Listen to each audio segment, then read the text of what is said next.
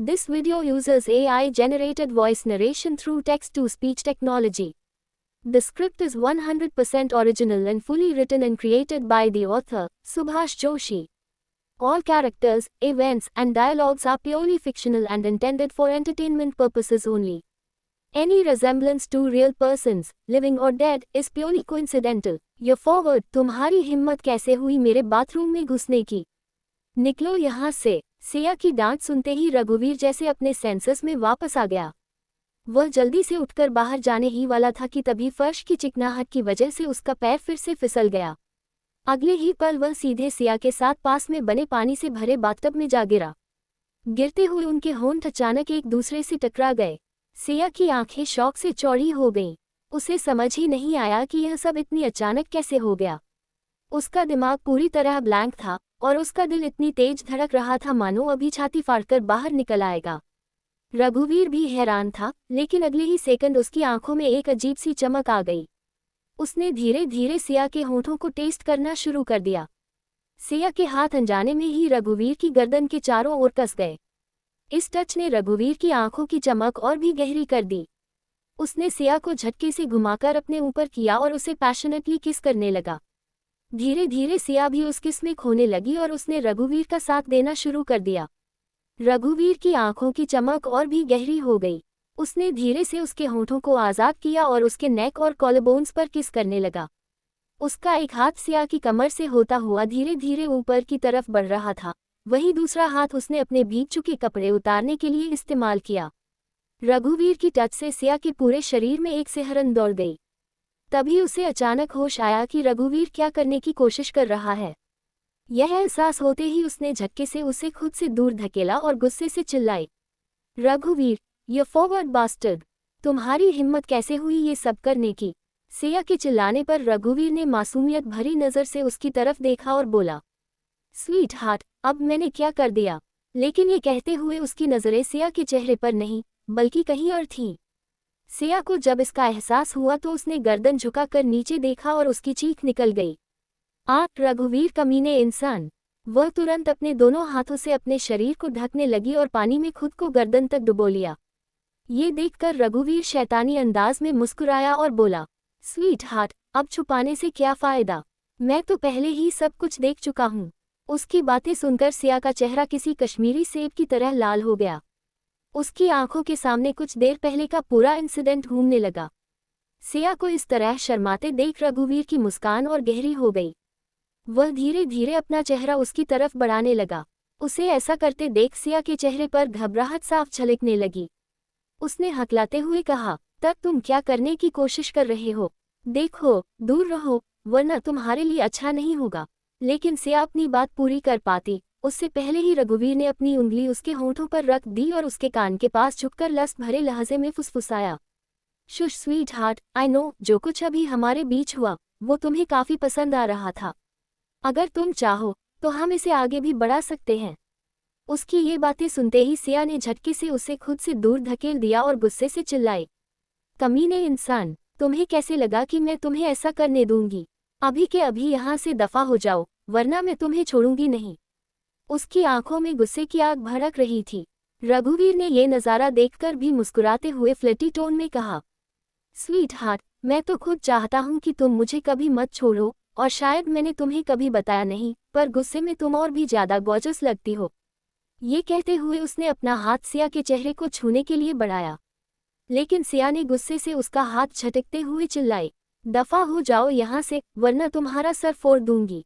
ये कहते हुए उसने अचानक साइड में रखा शॉवर पैनल उठा लिया। इसे देखकर रघुवीर का चेहरा एक पल के लिए घबरा गया। उसने हड़बड़ाकर कहा, अरे ये तुम क्या कर रही हो? पागल हो गई हो क्या? कहीं खुद को विडो बनाने का इरादा तो नहीं? सिया ने शॉवर को और ऊपर उठाते हुए ठंडी नज़रों से कहा, चले जाओ, वरना मैं सच में तुम्हें इसी से मार डालूंगी। ये सुनकर रघुवीर ने दोनों हाथ सरेंडर की तरह उठाए और बोला, ठीक है, ठीक है, मैं जा रहा हूँ। और इतना कहते हुए रघुवीर जल्दी से बाथटब से बाहर निकला और तेजी से बाहर जाने लगा। लेकिन दरवाजे तक पहुंचते ही वह पलटा और सिया की तरफ देखकर शैतानी अंदाज में बोला, स्वीट हार्ट, अब तुम भी बाहर आ सकती हो, ज्यादा देर पानी में रहना हेल्दी नहीं होता। उसके चेहरे पर एक डेविलिश स्माइल थी और उसकी इंटेंस नजरें अब भी सिया पर टिकी थीं, जो अभी भी गर्दन तक पानी में डूबी बैठी थी। रघुवीर की बातों का मतलब समझते ही सिया का चेहरा और भी गुस्से से लाल हो गया। उसने शॉवर पैनल उसकी तरफ फेंकते हुए चिल्लाई, निकल जाओ यहाँ से। सिया को इस हालत में देखकर रघुवीर समझ गया कि अगर उसने अब और उकसाया तो सच में उसका सर फूट जाएगा। इसलिए वह फौरन वहां से बाहर निकल गया, लेकिन जाते जाते भी उसकी आवाज़ सिया के कानों में गूंज उठी, स्वीट हार्ट, वैसे हम लोग ये सब आगे बेड पर कंटिन्यू भी कर सकते हैं। इतना कहकर उसने झटके से बाथरूम का दरवाज़ा बंद कर दिया। उसके जाते ही सिया ने गुस्से में पानी पर जोर से हाथ मारा और चिल्लाई, रघुवीर सिंह राठौर, तुम्हें मैं छोड़ूंगी नहीं। सांसें तेज चल रही थीं।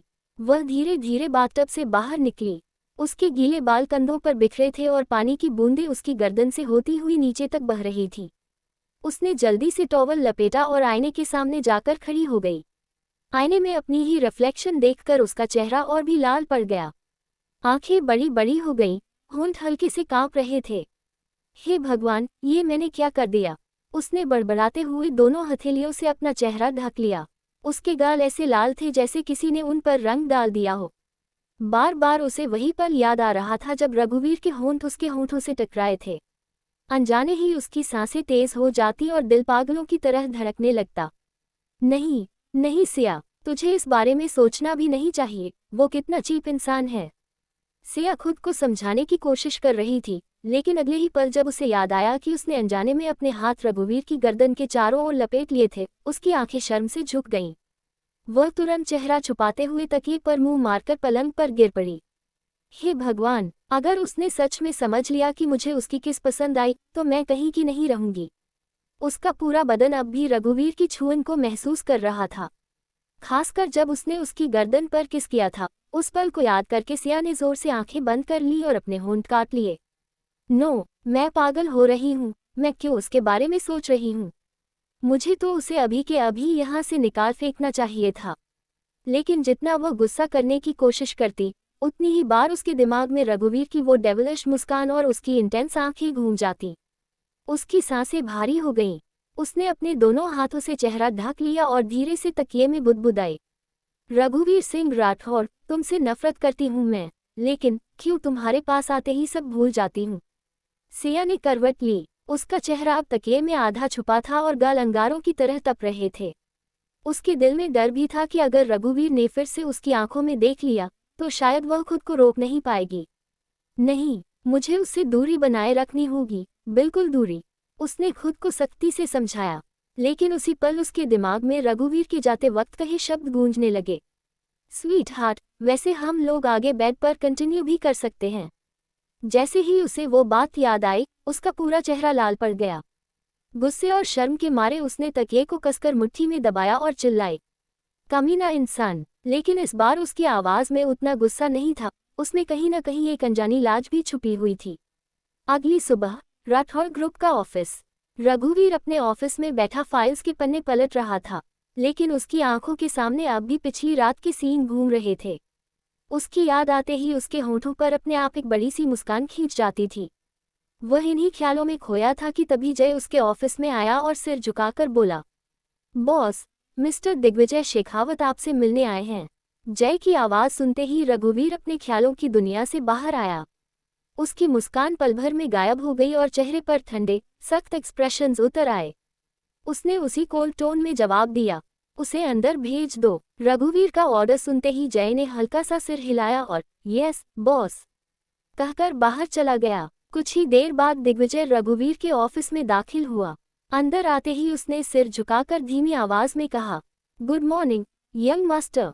उसकी विश सुनते ही रघुवीर ने अपना सर उठाया और ठंडी निगाहों से उसकी तरफ देखते हुए कहा, मिस्टर दिग्विजय शेखावत, क्या बात है? आज तो बड़े रिस्पेक्ट से बात कर रहे हो, लेकिन सिया और मेरी शादी के दिन तो तुमने मुझे जान से मारने की धमकी दी थी, याद है? ये कहते हुए उसके चेहरे पर एक अजीब सी मुस्कान आ गई। रघुवीर की मुस्कान देखकर दिग्विजय ने सिर और झुका लिया और घबराते हुए बोला, I am sorry young master, मुझे सच में नहीं पता था कि आप ही हमारे यंग मास्टर हैं, वरना मैं ऐसी गलती करने की हिम्मत कभी नहीं करता। रघुवीर ने सार्कास्टिक टोन में कहा, ओह, तो मिस्टर दिग्विजय शेखावत को अब अपनी गलती का एहसास हो गया। इतना कहकर रघुवीर ने दिग्विजय की तरफ एक गहरी नजर डाली और फिर बिना किसी एक्सप्रेशन के ठंडे स्वर में बोला, तो बताए मिस्टर शेखावत, आज आप यहाँ का रास्ता कैसे भटक गए?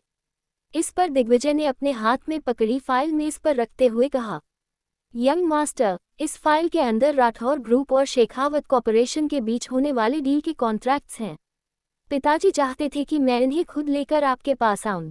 रघुवीर ने फाइल पर एक हल्की सी नजर डाली और फिर उसी बर्फीली आवाज में बोला, मिस्टर शेखावत, शेखावत इंडस्ट्रीज हमारे पुराने पार्टनर्स हैं, इसीलिए तुम्हें और तुम्हारी फैमिली को किसी भी तरह की चिंता करने की कोई ज़रूरत नहीं है। मैं ये कॉन्ट्रैक्ट पहले ही साइन कर चुका हूँ और इसे तुम्हारे पिता मिस्टर राजवीर शेखावत तक भिजवा भी दिया है। ये सुनते ही दिग्विजय की आंखें हैरानी से फैल गईं। उसने सीधे रघुवीर की ओर देखते हुए कहा, तो फिर यंग मास्टर, आखिर आपने मुझे यहाँ क्यों बुलाया? उसका सवाल सुनते ही रघुवीर के चेहरे पर सख्त और खतरनाक एक्सप्रेशंस उतर आए। उसने अपनी कोल्ड आवाज में कहा, मैंने तुम्हें यहाँ लास्ट वार्निंग देने के लिए बुलाया है। आइंदा मेरी वाइफ से दूर रहना, वरना तुम्हें मौत के घाट उतारने में मुझे एक पल भी नहीं लगेगा, चाहे तुम शेखावत फैमिली से ही क्यों न आते हो। उसकी धमकी इतनी डेडली थी कि दिग्विजय को सच में अपनी रीढ़ की हड्डी में सिहरन महसूस हुई। उसकी मुठियां अनजाने में ही कस गईं। फिर बड़ी मुश्किल से खुद को काबू में करते हुए उसने धीमी आवाज में कहा, यंग मास्टर, भले ही मैं सिया को पसंद करता हूँ, लेकिन अब वह आपकी वाइफ है। उसके शब्दों से साफ था कि वह गुस्से और बेबसी को दबा रहा था। ये सुनकर रघुवीर के होठों पर एक ठंडी मुस्कान खींच गई। उसके दिल में एक अजीब सा सुकून दौड़ गया।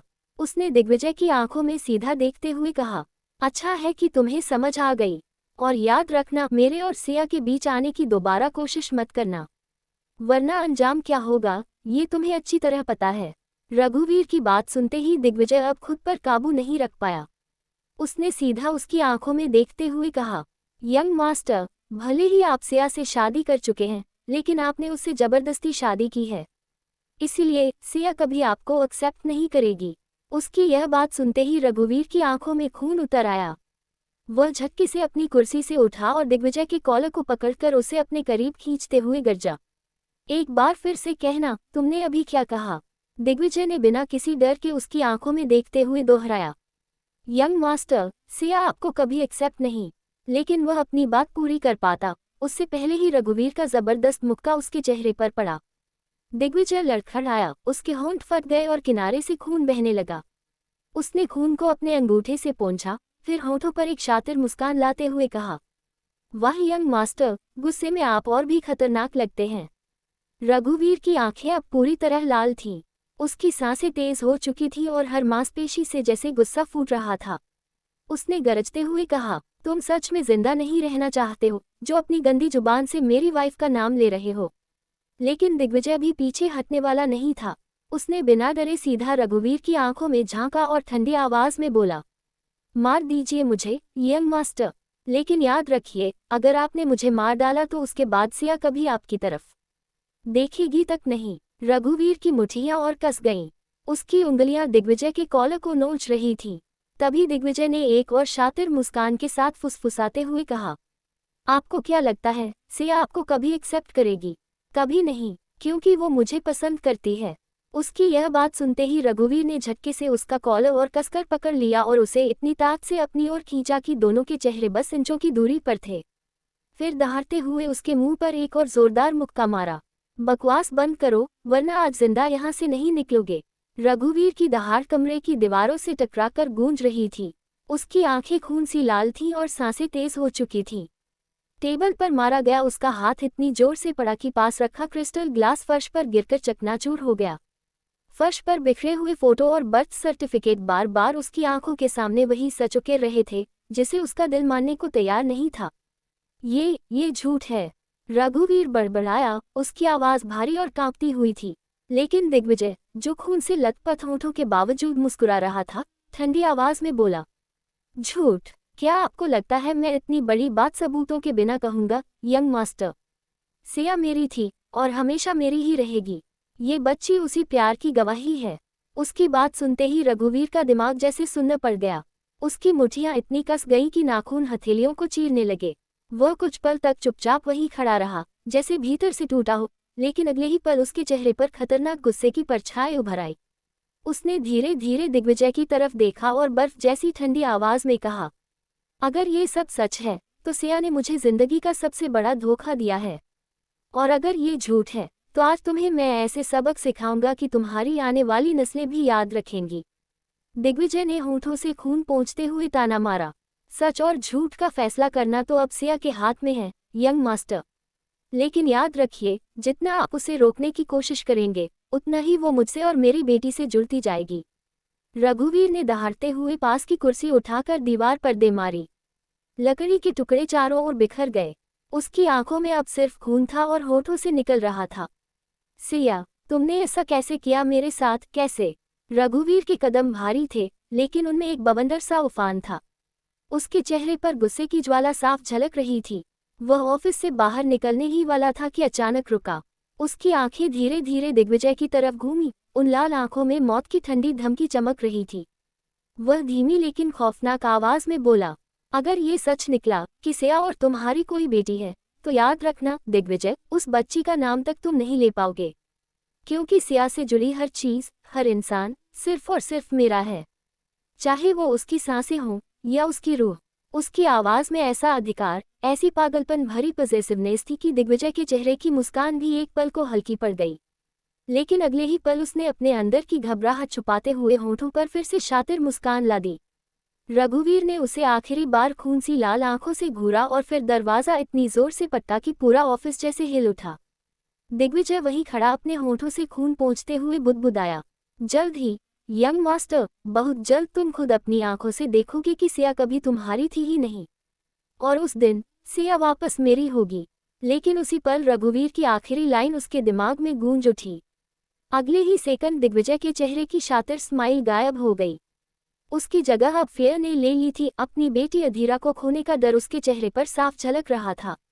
घबराहट से कांपते हुए उसने ऊंची आवाज में कहा, यंग मास्टर, आप मेरे साथ ऐसा नहीं कर सकते। आप मुझसे मेरी बेटी को दूर नहीं कर सकते।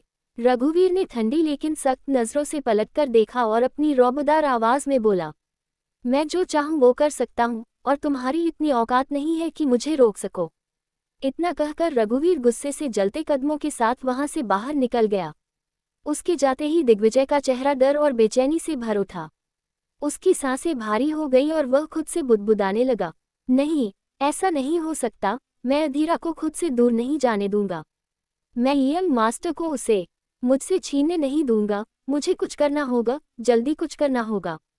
ये कहते हुए दिग्विजय भी घबराए हुए कदमों के साथ वहां से तेजी से निकल पड़ा। मालाबार हिल्स, निकिता जी का विला। अधीरा बेटा, रुको, इसे खत्म करो अभी, निकिता जी हॉल में उसके पीछे भागते हुए बोली। आगे दौड़ती हुई अधीरा ने नाक सिकोड़कर मुंह बनाया और बोली, नहीं नानी, अधीरा को ये नहीं खाना, इसका टेस्ट बहुत कड़वा है। इतना कहकर वो और भी तेजी से भागने लगी। निकिता जी कुछ कहती, उससे पहले ही अधीरा सीधा अधिराज जी तक पहुंच गई और भागते हुए उनकी गोद में कूद गई। उसने दोनों हाथों से उन्हें पकड़ लिया और मासूमियत से बोली, नाना जी, बचाओ। नानी जबरदस्ती अधीरा को कड़वी दवाई पिलाने की कोशिश कर रही हैं। उसकी शिकायत सुनकर अधिराज जी मुस्कुरा दिए। उन्होंने उसे प्यार से गोद में उठाया और उसके सिर पर हाथ फेरते हुए बोले, प्रिंसेस, अब तुम्हें डरने की जरूरत नहीं है। तुम्हारे नाना है ना, नानी तुम्हें कुछ नहीं कर पाएंगी। उन्होंने इतना ही कहा था कि तभी निकिता जी वहां पहुंच गईं। उनके हाथ में अभी भी मेडिसिन की बोतल थी और वो अधिराज जी को घूरते हुए बोली, अच्छा, तो आप इसे मुझसे बचाएंगे। उनकी इस कड़क नज़र से अधिराज जी एक पल के लिए हड़बड़ा गए। उन्होंने तुरंत गले खखारा और जल्दी से कहा, नहीं, मैंने ऐसा कब कहा। मैं तो बस हमारी प्रिंसेस को समझा रहा था कि ये दवाई उसके लिए बहुत ज़रूरी है ना प्रिंसेस। ये कहते हुए अधिराज जी ने अपनी गर्दन हल्के से हिलाकर अधीरा को यस बोलने का इशारा किया। लेकिन जैसे ही अधीरा ने ये देखा, उसने मुंह फुलाकर मासूम नाराजगी में कहा, नाना जी, आप तो अधीरा को बचाने वाले थे, लेकिन नानी के आते ही आप अपनी बात से पलट गए। अब अधीरा आपसे नाराज है और आपसे बात नहीं करेगी। इतना कहकर उसने तुरंत उनसे मुंह फेर लिया। अधिराज जी के चेहरे पर घबराहट साफ झलक रही थी। वो कभी निकिता जी को देखते, जो अब भी उन्हें घूर रही थी, और कभी अपनी गोद में बैठी नातिन को, जो अब उनसे रूठ चुकी थी। उन्हें समझ ही नहीं आ रहा था कि इस सिचुएशन को कैसे संभालें। तभी अचानक उनके कानों में जूतों की आहट गूंजी। उन्होंने तुरंत गर्दन घुमाए और जैसे ही दरवाजे पर नजर पड़ी, वहां खड़े रघुवीर को देखकर उनके चेहरे का रंग उड़ गया। उधर रघुवीर की नजर भी अधिराज जी की गोद में बैठी उस छोटी सी बच्ची पर पड़ी। पहले तो वो शॉक हो गया, लेकिन अगले ही पल उसके चेहरे पर वही ठंडी, खतरनाक एक्सप्रेशन लौट आया। उसने बेहद कोल्ड टोन में कहा, तो दिग्विजय शेखावत की कही हुई बात सच थी। रघुवीर के ये शब्द जैसे ही निकिता जी के कानों में पड़े, उन्होंने भी तुरंत दरवाजे की तरफ देखा और वहां खड़े रघुवीर को देखते ही उनके चेहरे से भी सारा खून उतर गया। वो हकलाते हुए बोली, रघुवीर, तुम यहाँ? रघुवीर सीधे उनकी तरफ बढ़ता हुआ बोला, हाँ मैं, और अगर मैं यहाँ नहीं आता तो मुझे शायद कभी पता ही नहीं चलता कि सिया की एक बेटी भी है। उसकी नज़रें अब अधीरा पर टिकी हुई थीं। उसकी आंखों में एक अजीब सी किलर इंटेंसिटी थी, जिसे देखकर किसी के भी रोंगटे खड़े हो जाएं। अधिराज जी और निकिता जी दोनों ने जैसे ही वो नज़रें देखी, उनके चेहरे डर से सफ़ेद पड़ गए। अधिराज जी की पकड़ अधीरा पर और भी कस गई, लेकिन तभी अधीरा ने अपनी मासूम आंखों से सामने खड़े इंसान को देखा और उसके चेहरे पर एक बड़ी सी मुस्कान फैल गई। उसने तुरंत खुद को अधिराज जी की पकड़ से छुड़ाया और सीधे रघुवीर के पैरों से लिपट गई। हैंडसम अंकल, आप यहाँ? उसने प्यारी सी आवाज में कहा। आप अधीरा से मिलने आए हो ना? ये कहते हुए अधीरा ने मासूमियत भरी नजरों से अपनी गर्दन ऊपर उठाए और रघुवीर की तरफ देखा। उसी पल रघुवीर के चेहरे पर फैले जानलेवा भाव अचानक गायब हो गए। वो हैरानी से उस नन्ही बच्ची को देखता रहा और उसके दिल में एक अजीब सा अनजाना एहसास उठने लगा। अधिराज जी और निकिता जी ने जब अधीरा को इस तरह रघुवीर के पैरों से लिपटते देखा तो उनकी घबराहट और भी बढ़ गई। अधिराज जी तुरंत अधीरा को रघुवीर से दूर करने के लिए बढ़े, लेकिन इससे पहले कि वो उसे पकड़ पाते, रघुवीर ने तेजी से अधीरा को अपनी गोद में उठा लिया और ठंडी, खतरनाक नजरों से सीधे अधिराज जी को घूरने लगा। उसकी वो नजरें देखकर अधिराज जी सहम गए। हकलाते हुए बोले, रघुवीर, मैं तुम्हें सब कुछ बताता हूँ, लेकिन प्लीज मेरी नातिन को कुछ मत करना। रघुवीर ने बर्फ सी ठंडी आवाज में जवाब दिया, मुझे तुम्हारी कोई सफाई नहीं सुननी। मैं इसे अब अपने साथ ले जा रहा हूँ, और अगर मुझे रोकने की कोशिश भी की तो अंजाम बहुत बुरा होगा। इतना कहकर उसने नजरें फिर से अधीरा के मासूम चेहरे पर डाली। अगले ही पल उसके एक्सप्रेशन बदल गए। वो थोड़ी सॉफ्ट टोन में बोला, बेटा, क्या तुम्हें अपनी मम्मा के पास जाना है? अधीरा ने मासूम आंखों से पहले अपने नाना नानी की तरफ देखा, लेकिन तभी रघुवीर की तीखी नजरें उन दोनों पर टिक गईं और उसने सख्त लहजे में कहा, बेटा, आपके नाना नानी आपसे कुछ नहीं कहेंगे। ये सुनकर अधीरा चुपचाप उसकी गोद में सिमट गई। रघुवीर उसे थामे तेजी से बाहर निकलने लगा, लेकिन जाते जाते उसके ठंडे शब्द उन दोनों के कानों में गूंज गए, आप दोनों को इसकी कीमत चुकानी ही पड़ेगी, लेकिन उससे पहले किसी और को इसकी सजा भुगतनी होगी। इतना कहकर रघुवीर वहां से चला गया। उसके आखिरी शब्द जैसे दीवारों से टकराकर बार बार गूंज रहे थे। निकिता जी और अधिराज जी के चेहरे पर रंग ही उड़ गए, मानो किसी ने अचानक उनकी सांसें छीन ली हों। एक अनचाहा डर उनके दिल में घर कर चुका था। निकिता जी कांपती आवाज में अधिराज जी की तरफ मुड़ी, अब हम क्या करेंगे? कहीं रघुवीर को अगर अधीरा के बारे में सब पता चल गया तो वो सिया के साथ कुछ कर देगा तो? अधिराज जी ने होंठ खोले ही थे जवाब देने के लिए कि तभी बाहर से तेज कदमों की आहट गूंजी। अगले ही पल दिग्विजय हौंफता हुआ दरवाजे से भीतर आया।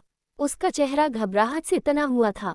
आंटी, अंकल, अधीरा, अधीरा कहाँ है? उसने लगभग चीखते हुए पूछा, लेकिन निकिता जी और अधिराज जी ने कोई जवाब नहीं दिया। उनकी नजरें अब भी उसी दरवाजे पर टिकी थीं, जहां से कुछ देर पहले रघुवीर गया था। सन्नाटे में डूबे उस कमरे में सिर्फ दिग्विजय की धड़कनों की आवाज गूंज रही थी। उनकी आंखों की बेचैनी देखकर दिग्विजय समझ गया, रघुवीर अधीरा को लेकर जा चुका है। यह एहसास होते ही दिग्विजय का चेहरा और भी ज्यादा पीला पड़ गया। उसकी आंखों में डर और बेचैनी की परछायां और गहरी हो गईं। राठौर मेंशन, सिया हॉल के सोफे पर बैठी एक केस फाइल में डूबी हुई थी। उसकी आंखें पन्नों पर थीं, लेकिन दिमाग कहीं और भटक रहा था। तभी अचानक एक मासूम सी आवाज गूंजी, मम्मा। ये सुनते ही सिया का दिल धड़कना भूल गया। उसकी सांसें अटक गईं और उसने तुरंत दरवाजे की तरफ नजर घुमाई। वहां से अधीरा भागती हुई उसकी तरफ दौड़ रही थी। सिया का शरीर सुन्न हो गया। अगले ही पल वो झटके से खड़ी हुई और घबराते हुए अधीरा के पास जाकर घुटनों के बल बैठ गई। कांपती आवाज में बोली, अधीरा, अधीरा, तुम यहाँ? ये कैसे? तुम यहाँ कैसे आए? तुम्हें यहाँ कौन लेकर आया? लेकिन अधीरा के बोलने से पहले ही पीछे से एक ठंडी, सर्द आवाज गूंजी। मैं उसे यहाँ लेकर आया हूँ। उस आवाज ने मानो पूरे कमरे को जमा दिया। सिया का पूरा शरीर कांप गया। उसने धीरे धीरे अपनी गर्दन उठाई और सामने खड़े रघुवीर को देखा। उसकी आंखों में ठंडा गुस्सा, होठों पर अजीब सी कठोरता और चेहरे पर खामोश तूफान था। सिया के चेहरे का रंग उड़ गया, होंठ कान पे और उसके गले से दबा दबा सा स्वर निकला, रघुवीर।